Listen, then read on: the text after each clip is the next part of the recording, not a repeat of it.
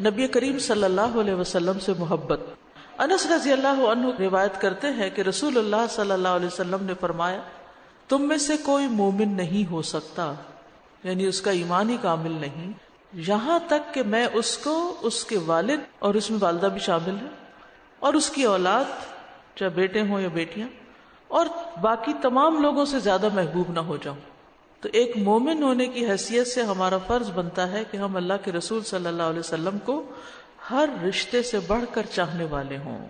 لیکن اس محبت کا مطلب کیا ہے؟ کرمانی کہتے ہیں کہ رسول اللہ صلی اللہ علیہ وسلم کی محبت کا مطلب آپ کی اطاعت کا ارادہ کرنا ہے، یعنی آپ کی محبت آپ کی اطاعت کا تقاضا کرتی ہے اور آپ کی مخالفت کو ترک کر دینا ہے، اور یہ اسلام کے واجبات میں سے ہے۔ اور یہ حدیث جامع کلمات سے تعلق رکھتی ہے کیونکہ اس میں محبت کی تینوں قسموں کو جمع کر دیا گیا ہے۔ محبت کی تین قسمیں کون سی ہیں؟ نمبر ایک، محبت الاجلال، یعنی تعظیم کی محبت، کسی کی تعظیم کرنا اور اس وجہ سے اس سے محبت کرنا، جیسے والدین ہیں، اساتذہ ہیں، جن کو ہم اپنے بزرگوں کو بڑا سمجھتے ہیں، پھر ان سے محبت کرتے ہیں۔ محبت الشفقہ، شفقت اور رحمت کی محبت، جیسے والدین کو اولاد سے ہوتی ہے، بڑوں کو اپنے چھوٹوں سے ہوتی ہے، استادوں کو اپنے شاگردوں سے ہوتی ہے، یعنی شفقت کی وجہ سے، رحم کی وجہ سے۔ اور تیسرے ہے محبت المجانسہ، ہم جنس یعنی اپنے انسانوں سے، یہ محبت تمام لوگوں سے کی جاتی ہے، اور اس کے درجے ہوتے ہیں، کسی سے کم ہوتی ہے، کسی سے زیادہ ہوتی ہے، جیسے دوستوں سے محبت ہوتی ہے، خاندان برادری کے لوگوں سے محبت ہوتی ہے۔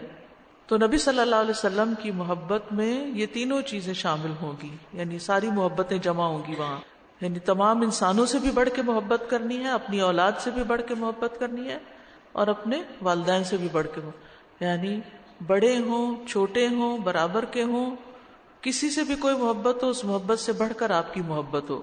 اور محبت کی سچائی کی دلیل کیا ہوتی ہے کہ انسان محبوب کی رضا کی خاطر اپنی جان تک قربان کر دیتا ہے اور محبوب کو اپنی ذات پر ترجیح دیتا ہے۔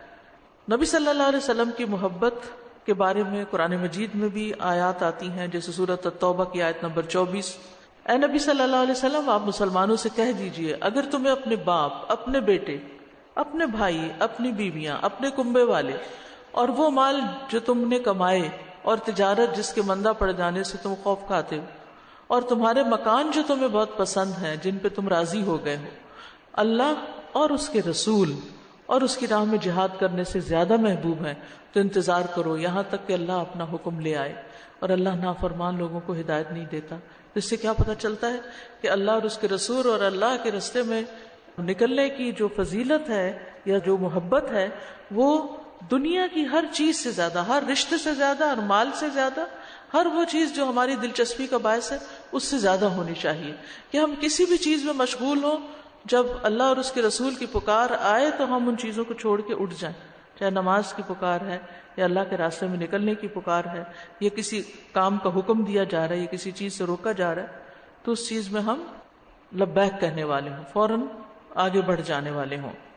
پھر اس سلسلے میں یاد رکھیے کہ اپنی جان سے بڑھ کر رسول اللہ صلی اللہ علیہ وسلم سے محبت لازم ہے، یعنی پہلے تو ہم نے والدین، اولاد اور سارے انسانوں کی بات کی، اور پھر ہمیں ایک حدیث سے یہ پتہ چلتا ہے کہ حضرت عمر رضی اللہ عنہ آپ کا ہاتھ پکڑے ہوئے تھے، تو عمر رضی اللہ عنہ نے عرض کیا، یا رسول اللہ صلی اللہ علیہ وسلم آپ مجھے ہر چیز سے زیادہ پیارے ہیں سوائے میری اپنی جان کے۔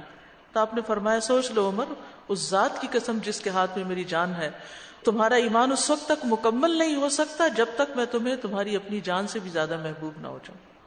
تو حضرت عمر نے پھر عرض کیا، یا رسول اللہ میں نے سوچ لیا، اللہ کی قسم آپ مجھے میری اپنی جان سے بھی زیادہ عزیز ہیں۔ فرمایا، ہاں اب اے عمر، یعنی ایمان مکمل ہوا۔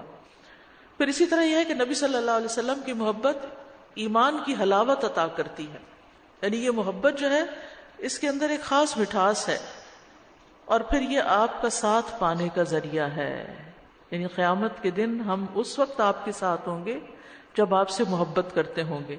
ابو ذر کہتے ہیں کہ میں نے عرض کیا، یا رسول اللہ ایک آدمی کسی قوم سے محبت کرتا ہے لیکن ان کے اعمال کرنے کی قدرت نہیں رکھتا، تو آپ نے فرمایا، اے ابو ذر آخرت میں تم اس کے ساتھ ہوگے جس سے تم محبت کرتے ہو۔ اور اس دن صحابہ کرام بہت زیادہ خوش ہو گئے کیونکہ انہیں رسول اللہ صلی اللہ علیہ وسلم ہر چیز سے زیادہ محبوب تھے۔ اب نبی صلی اللہ علیہ وسلم کی محبت کی علامات کیا ہیں؟ وہ محبت سچی کیسے ہوگی؟ ہم اپنے اندر کس طرح اپنا احتساب کریں، اپنا جائزہ لیں کہ ہم محبت کرتے بھی ہیں کہ نہیں. اس میں پھر وہی بات، سب سے پہلی چیز آپ کا اتباع، آپ کی فٹ سٹیپس کو فالو کرنا، نہ ادھر ہونا نہ ادھر ہونا، اسی رستے کو اختیار کرنا جس کی طرف رسول اللہ صلی اللہ علیہ وسلم جا رہے ہیں. دوسری چیز، اس محبت کا تقاضا ہے کہ آپ کی عزت و توقیر کی جائے. یعنی یہ محبت ایسی نہیں کہ جیسے آپ کو اپنے بچوں سے ہوتی ہے اور آپ ان سے کھیل کود شروع کر دیتے ہیں، بلکہ اس محبت میں تعظیم ہے. پھر آپ کی خاطر جان مال قربان کرنا، جیسے حضرت ابو بکر ہیں. رسول اللہ صلی اللہ علیہ وسلم نے فرمایا، ابو بکر کے مال نے مجھے جتنا نفع پہنچایا اتنا کسی کے مال نے نفع نہیں پہنچایا. یہ سن کر ابو بکر رضی اللہ عنہ رونے لگ گئے. کہا، اے اللہ کے رسول، میں اور میرا مال تو آپ ہی کا ہے. کیا آج ہم یہ کہہ سکتے ہیں کہ میں اور میرا مال تو آپ ہی کا ہے، کہ جس راستے میں آپ کہیں گے میں خرچ کرتا چلا جاؤں گا؟ یا پھر ہم دین کو الگ کیے ہوئے، دنیا کو الگ کیے ہوئے ہیں، دین میں چند ریچولز نبھا لیتے ہیں اور جہاں تک مال کا تعلق ہے تو وہ صرف اپنی خواہشات پر خرچ کرتے ہیں. تو صرف اپنی خواہشات پر خرچ کرتے رہنا اور زبانی کلامی محبت کے دعوے کرنا یہ کافی نہیں، بلکہ آپ کی سنتوں کی ترویج میں مال خرچ کرنا، آپ کے لائے دین کو پھیلانے میں مال استعمال کرنا، یہ محبت کا تقاضا ہے. پھر ہے آپ کی سیرت پر چلنا، آپ کی سیرت کو اختیار کرنا. پھر ہر معاملے میں آپ کی اطاعت کرنا، چاہے نماز ہو چاہے حج ہو، لیکن یہ یاد رہے کہ آپ کی محبت میں غلو نہ ہو. یعنی بعض اوقات ہم جس سے محبت کرتے ہیں اس میں حد سے بڑھ جاتے ہیں، اور بعض کیسز میں نبی صلی اللہ علیہ وسلم کی محبت میں لوگوں نے جب کوئی ایسی بات کرنے کی کوشش کی کہ جس میں آپ کو آپ کے مقام سے آگے بڑھانے لگے تو آپ نے اس کی تردید کر دی. انس بن مالک کہتے ہیں کہ ایک شخص نے نبی صلی اللہ علیہ وسلم کو مخاطب کر کے کہا، اے محمد صلی اللہ علیہ وسلم، اے ہمارے سردار، اے ہمارے سردار کے بیٹے، اے ہمارے بہترین اور ہم میں سے بہترین کے بیٹے. تو رسول اللہ صلی اللہ علیہ وسلم نے فرمایا، اے لوگو، تقوی کو لازم کر لو، شیطان تمہارے ہوش گم نہ کرنے پائے. میں صرف محمد بن عبداللہ ہوں، اللہ کا بندہ، اللہ کا رسول ہوں. اللہ کی قسم مجھے یہ چیز پسند نہیں کہ تم مجھے میرے اس مرتبے سے بلند کرو جو اللہ عز و جل نے میرے لیے رکھا ہے. تو بعض اوقات ہم نعتوں وغیرہ میں اس طرح کے اشعار پڑھنے لگتے ہیں کہ جس میں آپ صلی اللہ علیہ وسلم کا مقام بعض اوقات نعوذ باللہ اللہ تعالیٰ کے مقام سے بھی آگے بڑھا دیتے ہیں، اور آپ کی قبر مبارک کا مقام عرش سے بھی آگے بڑھانے لگتے ہیں. تو یہ صریحاً شرک ہے اور بہت بڑی نافرمانی ہے، اور یہ محبت کا تقاضا نہیں بلکہ یہ غلو ہے، اور غلو ناپسندیدہ ہے، چاہے رسول اللہ صلی اللہ علیہ وسلم کی محبت میں ہو یا کسی اور کی محبت میں ہو. اور غلو کیا ہوتا ہے؟ غلو ہوتا ہے کسی کو اس کے مقام سے آگے کرنا. مثلا نیک لوگوں، علماء، فقہاء، محدثین، مفسرین، علماء امت کا مقام نبی صلی اللہ علیہ وسلم سے آگے کر دینا، یہ غلو ہوتا ہے ان کی محبت میں. اور اسی طرح نبی صلی اللہ علیہ وسلم سے محبت میں غلو کیا ہے کہ آپ کا مقام اللہ تعالیٰ سے آگے بڑھا دینا، یا وہ اس سے آگے کر دینا جو اللہ نے آپ کا مقام رکھا ہے. یعنی آپ صلی اللہ علیہ وسلم کے ساتھ ایسی چیزیں منسوب کر دینا کہ جیسے ہر چیز آپ کے قبضے میں ہے اور آپ جو چاہیں کر سکتے ہیں، یا آپ نفع نقصان پہنچا سکتے ہیں. تو اس چیز کی ہمیں اجازت نہیں ہے.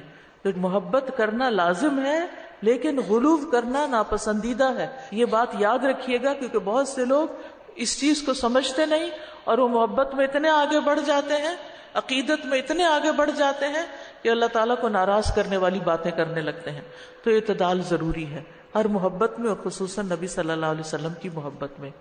یہ محبت کیسے پیدا ہوتی ہے؟ یہ محبت صرف سن سنا کے پیدا نہیں ہوتی. اس بارے میں نبی صلی اللہ علیہ وسلم کی سیرت کو پڑھنا، آپ کے اخلاق کے بارے میں جاننا، آپ کی احادیث کو پڑھنا، آپ کی قربانیوں کے بارے میں پڑھنا، آپ کی عبادت کے بارے میں جاننا، یہ تمام چیزیں محبت میں اضافے کا باعث بنتی ہیں. دیکھیے، محبت کسی بھی چیز سے کب ہوتی ہے؟ جب ہمیں اس کی کوئی خوبی بھا جاتی ہے. تو نبی صلی اللہ علیہ وسلم کی اصل سچی محبت اس وقت تک حاصل نہیں ہو سکتی جب تک ہم آپ کو جانیں گے نہیں، اور آپ کے اخلاق اور آپ کی قربانیاں جب تک ہم پڑھیں گے نہیں. تو اس لیے سیرت کا مطالعہ کرتے رہنا، احادیث کو پڑھتے رہنا، ان میں غور و فکر کرنا، ان سے اسباق حاصل کرنا، ان کو اپنی عملی زندگی میں لانا، یہ دراصل آپ کی محبت کا تقاضا ہے اور اس سے محبت پیدا ہوگی. اس کے بغیر اگر ہم کہتے بھی ہیں تو اوپر اوپر سے. اور پھر یہ کہ درود شریف پڑھنا بھی بہت فائدہ مند ہوتا ہے، اور اگر اس کی کثرت کر دی جائے تو اس سے بھی دل کے اندر ایک خاص کیفیت آپ کے لیے پیدا ہوتی ہے. اور ویسے بھی دیکھیے درود شریف جو ہے وہ محبت کی وجہ سے ہی پڑھا جاتا ہے، صرف حکم سمجھ کے پڑھنا یا اپنے فائدے حاصل کرنے کے لیے. کیونکہ بہت سے لوگ درود شریف اس لیے پڑھتے ہیں کہ ان کے مسائل حل ہو جائیں گے. اچھی بات ہے، یعنی نبی صلی اللہ علیہ وسلم ہمارے محسن ہیں، ہم آپ کے لیے دعائیں کرتے ہیں، اس کے نتیجے میں ہم پر بھی رحمت آ جاتی ہے. لیکن صرف اس مقصد کے لیے درود نہیں پڑھنا چاہیے، بلکہ آپ کے احسانات کو یاد رکھتے ہوئے، آپ کا شکریہ ادا کرتے ہوئے آپ کے حق میں دعائیں خیر کرنی چاہیے. جن کے بارے میں فرشتے بھی درود پڑھتے ہیں اور ان کے لیے دعائیں خیر کرتے ہیں، اور اللہ تعالیٰ جن کا ذکر خیر ملائے اعلیٰ میں کرتے ہیں، پھر ان کے بارے میں ہمیں تو بہت زیادہ کرنا چاہیے، کیونکہ سب سے زیادہ تو احسان آپ کا بنی نوع انسان پر ہے، ہم پر ہے.